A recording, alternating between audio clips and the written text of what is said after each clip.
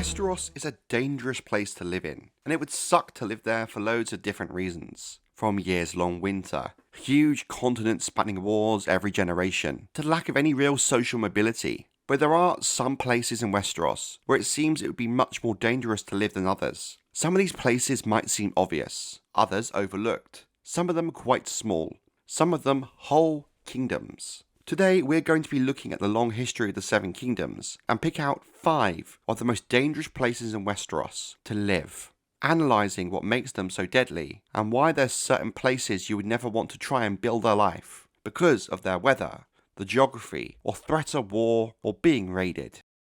Dorne is sand and scorpions, and bleak red mountains baking in the sun. Resnak Moresnak, to Shazar Mo Kendak.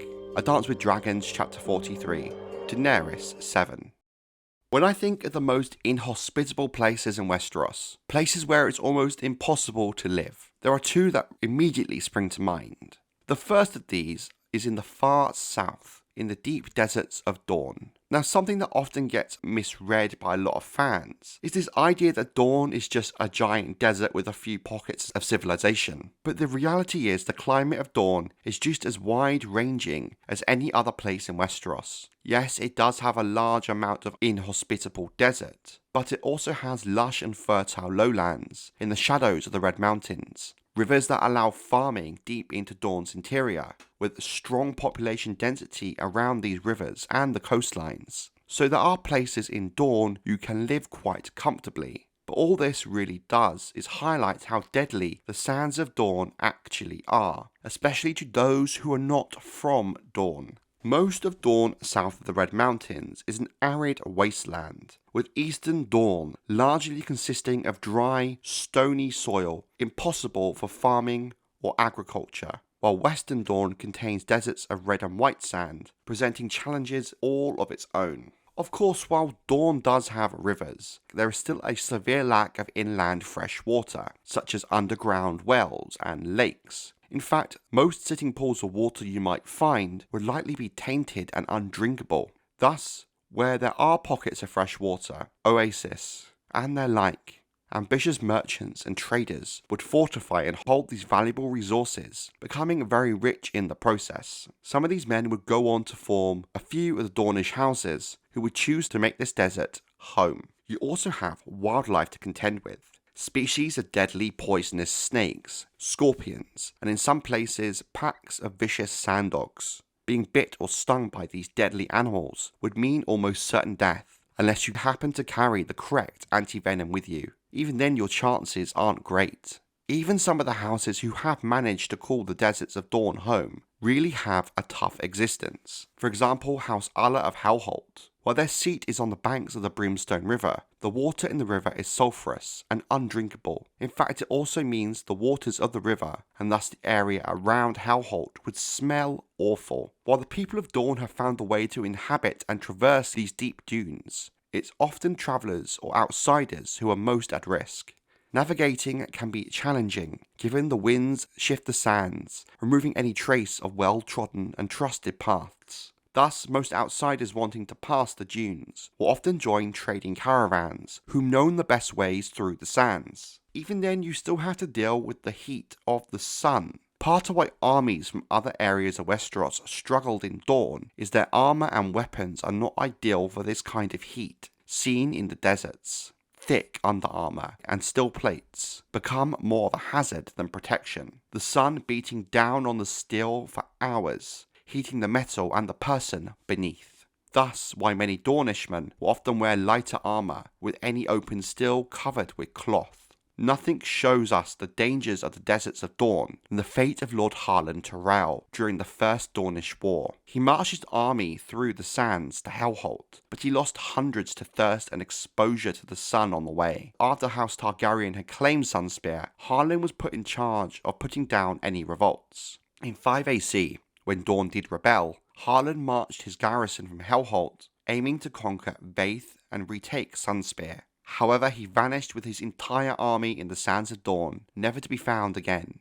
Not even a single trace of the Tyrell army was ever found, suggesting that whatever fate befell them was swallowed by the sands itself. The swampy ground beneath the causeway was impassable, endless morass of suckholes, quicksand, and glistening green swords that looked solid to the unwary eye but turned to water the instant you trod upon them. The whole of it infested with venomous serpents and poisonous flowers and monstrous lizard lions with teeth like daggers. The thoughts of Theon Greyjoy on the neck. The Dance with Dragons, Chapter 20, Theon 2. Living in the humid marshes of the Neck must truly be one of the awful places to live for 99% of the people of Westeros who are not adapted to living there in these harsh conditions, like the Crannog men who call the swamps their home. The Neck itself is extremely hard to traverse, with very few roads and footpaths. If you lose your way, you're likely to find yourself trapped in a bog with little hope of rescue.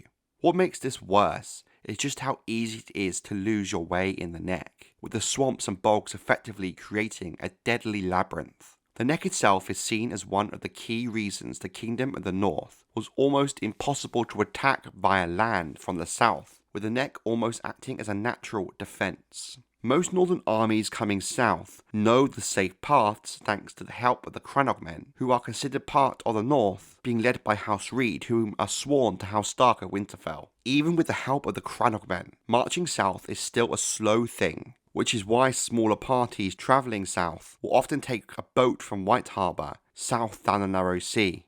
It's much quicker and safer. Even if you somehow manage with the landscape, the fauna of the Neck is like nothing seen anywhere else in Westeros. You have countless species of venomous snake that can move on both land and water, and the feared lizard lions. Lizard lions resemble partly submerged logs, floating still in the water. They live in these waters, in the slow streams and deep swamps, and have teeth like daggers. It is said that once they grab their prey, they drag them underwater, never to be seen again. Given their natural camouflage, you can never be too sure if one is nearby. The Crannog men of the Neck have found a way of living in these swamps, but it's not a lifestyle your average man would envy. Given you cannot farm the Neck, much of the Crannog men's food comes from fish and the animals of the Neck. Frogs are the most commonly eaten dish, but the Crannog men also hunt the dangerous lizard lions and make armor and shields out of their tough skin. The Crannog men are also said to be small of stature, which some speculate this may be due to their less balanced diet. Given the lack of farming, winters in the Neck are often very challenging, especially when the waters themselves start to freeze over and they can no longer move their floating homes known as Crannogs. But if there was ever a man suited to live in these swamps, the Crannog men are the closest you will find. They know the swamps better than anyone else. They've created a way of life with the limited resources the Neck offers them. The Neck also seems to have several deadly illnesses and diseases not found anywhere else in Westeros. One in particular known as greywater fever, a particularly deadly disease. The citadel of Oldtown has a large collection of flowers and plants maesters have recovered from their travels in the Neck. While some are harmless and can provide medicinal purpose, some are deadly even to the touch, such as the purple poisoned kisses. While you can live in the Neck, it's not the sort of place most would choose given the opportunity, and is currently one of the most harsh and deadly places to live in Westeros. Beyond the gates the monsters lived, the giants and the ghoul. He remembered old Nan's saying, but they cannot pass as long as the wall stands strong. The thoughts of Bran Stark. A Storm of Swords, Chapter 24. Bran 2.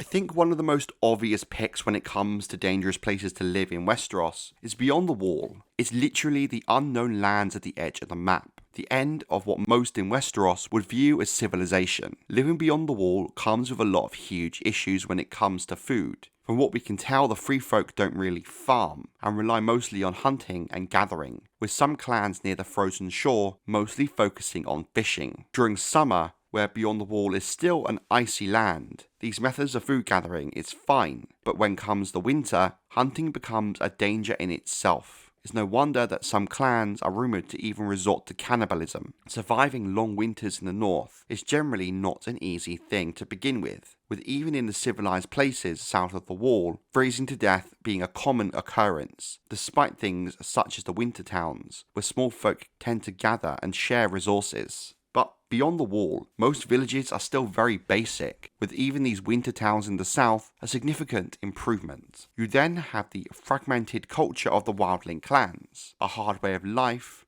where death is commonplace. The clans fight each other, or are hunted by the rangers of the Night's Watch. And then of course you have the horror that is the White Walkers and the others, even if their appearances are very uncommon. Much of the land beyond the wall is made up of mountains, such as the Frostfangs, which is a dangerous place even for the most seasoned ranger of the Night's Watch, traversing it being perilous, with deep crevasses and steep inclines. There are also several animals that could end your life with ease, unimaginably huge packs of wolves, and legends of huge dire wolves, snow bears who are more ferocious than any of their kin south of the wall, and feared most of all, the shadowcats. Shadowcats are fearsome predators, but also scavengers when food becomes scarce in the winter. What makes them so deadly is the fact they are silent and agile. It is said that the shadowcat can smell blood from 6 miles away, and they will eat every shred of meat from a kill, and will crack the bones to get at marrow.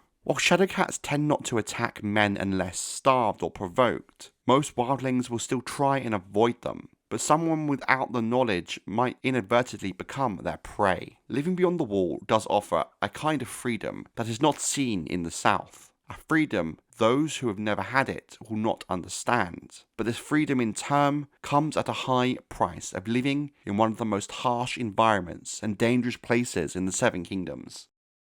The fiercest fighters in the Stormlands, and perhaps in all of Westeros, are undoubtedly the men of the Marches, who are said to be born with a sword in hand and often boast of learning to fight even before they learnt to walk. The writings of Maester Yandel, the world of ice and fire, the Stormlands. The Dornish Marches are historically one of the most dangerous places to live in Westeros. It's only been since 187 AC, when Dorne joined the Seven Kingdoms, it became a much safer place to live. The Dornish Marches themselves make up the border region between the Stormlands and Reach, with Dorne to the south. The Red Mountains mark the natural border. This in itself is what makes the Dornish Marches such a dangerous place to live, no matter what side of them you live on. Dornish raiders have historically raided the lands of their neighbours to the south, notably House Caron of Nightsong, House Dondarrion of Blackhaven, House Salmi of Harvest Hall, House Swan of Stonehelm, and House Tarly of Horn Hill. Nightsong and Blackhaven, given their close positions to the Marches themselves, have been raided several times, and in some cases even captured, where members of the house either taken as hostages or killed. There have even been cases where Old Town itself has been attacked directly. However, given the size of the city and the power of House Hightower, most would not be fool enough to do so.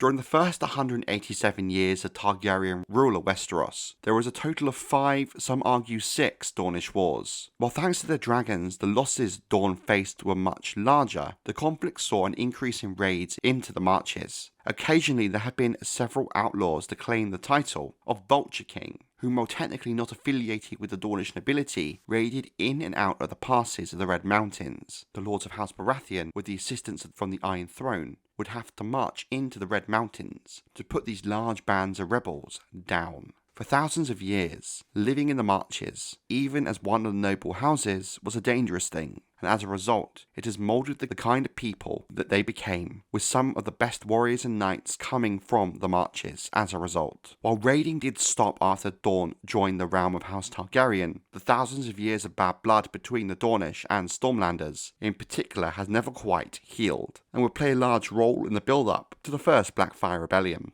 The Dornish Marches is the kind of place not even most nobles would choose to live, which highlights just how bad it would be for your average person. From what Jaime had seen of the Riverlands, scarce a field remained unburned, a town unsacked, a maiden unspoiled. The thoughts of Jaime Lannister, A Feast for Crows, Chapter 27, Jaime 3. The Riverlands as a whole is somewhere that is greatly overlooked when it comes to places where it's just frankly dangerous to live. On paper, the Riverlands seems like a great place. It's one of the most fertile kingdoms in Westeros alongside the Reach. You have excellent mobility across the kingdom, and Westeros, thanks to the many roads and the Trident itself. It's almost like a crossroad of Westeros, being so central. It borders the North, the Crown Lands, the Westerlands, the Vale and the Reach. Therefore, the kingdom prospers thanks to all the trade moving through it to these other kingdoms, as well as the plenty of food it produces itself. It has some of the most important and largest towns in Westeros, such as Maidenpool and Stony Sept, as well as the location of the largest castle, Harrenhal. The Riverlands on paper has everything you want when it comes to a place to live, when it comes to a rich and prosperous kingdom. But all these things that could make the Riverlands great also make it a very, very dangerous place. It has no natural borders with the other kingdoms, which makes them